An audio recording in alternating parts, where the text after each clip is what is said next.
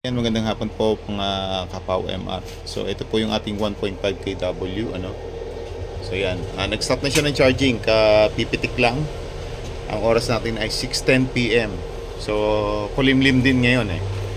So mapapansin nyo, maandar pa rin siya. At sa ngayon ang load natin ay isang freezer. So ito po ang gumagana. Chest freezer na Kondura na inverter type.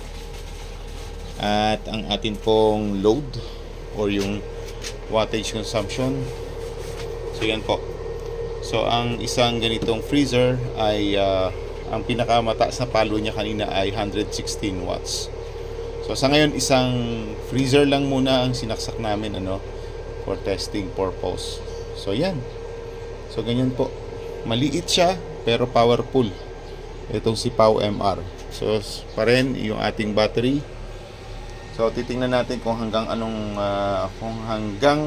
oras. Kung tatagal ba siya ng overnight para dun sa load na yan. Pero tingin ko kaya. Base na rin sa initial computation ko. So yun lang po. So yan po ang consumption natin.